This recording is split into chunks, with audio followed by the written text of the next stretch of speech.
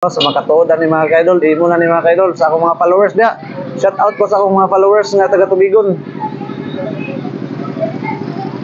Ayo mga hapon sa tanan, no? May hapon tanan mga kaidol. Yung hapon na ata karon sa kuno sa ari ko sa merkado sa Tubigon kay magpatupi sa akong mga kaidol, magpatupi sa akong buhok mga kaidol. Ang ari kan mga kaidol, no? So sudlo na mga kaidol.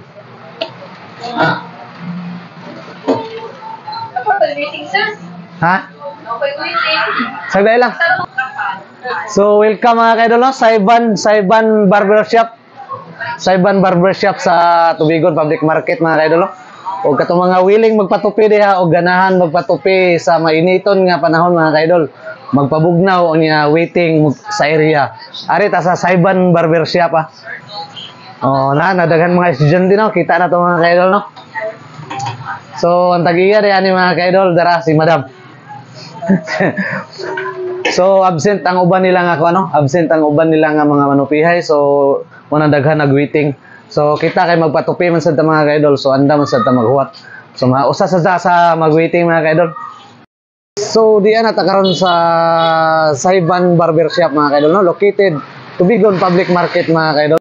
Sa makatuod mga kaidol no, so sa makatuod mga kaidol na ako'y 100 pesos mga kaidol no nga akong ibutang diri sa butanganan og tubig mga kaidol no.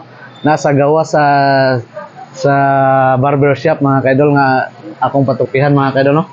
Sa Saiban Barbershop mga kaidol no, Saiban Barbershop. So akong ibutang ni mga kaidol sa makatuod imo na ni. Mo ni siya mga kaidol no, sa makatuod ni mga kaidol imo na ni mga kaidol sa akong mga followers dia. Shout out ko sa akong mga followers nga taga Tubigon.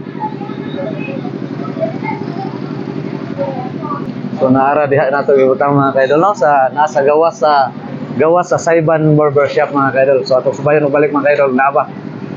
So ito mga kaidol no. So diara siya mga kaidol. So mara to mga kaidol sa akong mga followers diha nga makatuod ani pwede ra din ninyo kuhaon karong adlaw mga kaidol. Nga picture mga kaidol, then shout out sa Thompson Vlog. Libre tupin na siya mga kaidol.